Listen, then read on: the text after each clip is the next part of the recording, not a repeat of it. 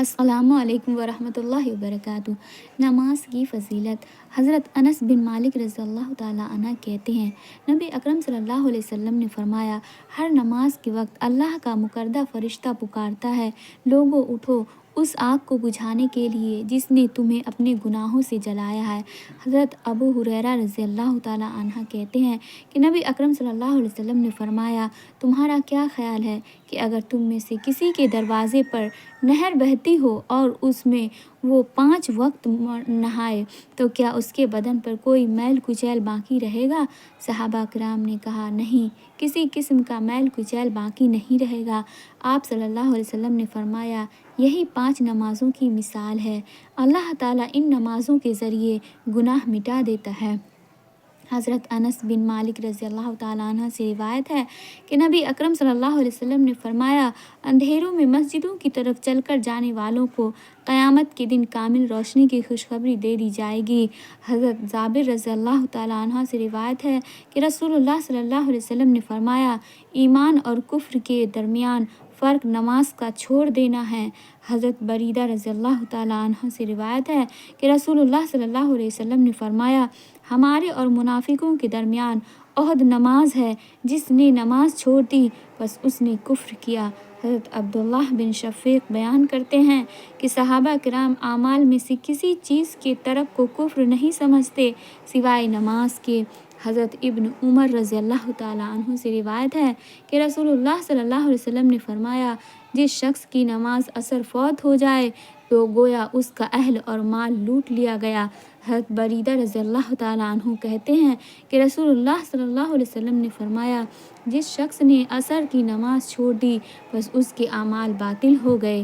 حضرت انس رضی اللہ تعالیٰ عنہ سے روایت ہے کہ ایک شخص رسول اللہ صلی اللہ علیہ وسلم کی خدمت میں حاضر ہو کر عرض کیا کہ میں نے گناہ کیا ہے اور حد کو پہنچا ہوں، بس مجھ پر حد قائم کریں۔ آپ صلی اللہ علیہ وسلم نے اس سے حد کا حال دریافت نہیں کیا۔ اتنے میں نماز کا وقت آ گیا۔ اس شخص نے آپ صلی اللہ علیہ وسلم کے ساتھ نماز پڑھی۔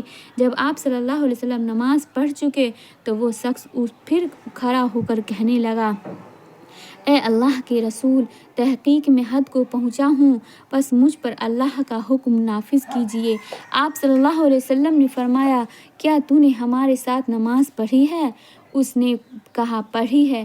آپ صلی اللہ علیہ وسلم نے فرمایا، اللہ نے تیرا گناہ بخش دیا ہے۔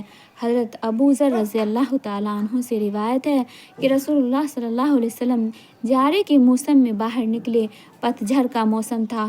آپ صلی اللہ علیہ وسلم نے ایک درخت کے 2 شاخیں پکڑ کر انہیں ہلایا تو پتے جھڑنے لگے۔ آپ صلی اللہ علیہ وسلم نے فرمایا، اے ابو ذر، میں نے کہا، اے اللہ کے رسول صلی اللہ علیہ وسلم، میں حاضر ہوں۔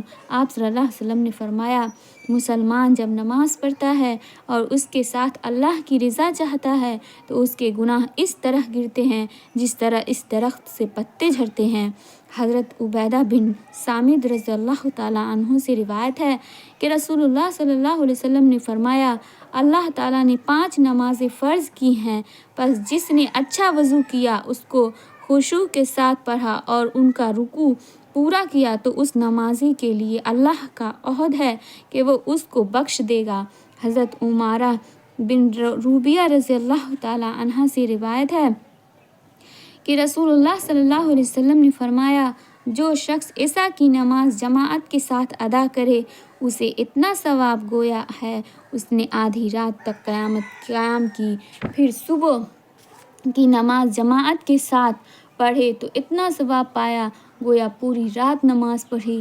حضرت عبداللہ بن عمر رضی اللہ تعالیٰ عنہ سے روایت ہے کہ نبی اکرم صلی اللہ علیہ وسلم نے ایک دن نماز کا ذکر کیا تو فرمایا، جو شخص اس نماز کی پابندی کرے گا اس کے لیے قیامت کے دن نماز نور برہان اور جہنم سے نجات کا سبب ہوگی، اور جو نماز کی پابندی نہ کرے گا اس کے لیے وہ تو نور ہوگی، نہ برہان، نہ نجات، بلکہ وہ قیامت کے دن قارون فرعون کے ساتھ ہوگا۔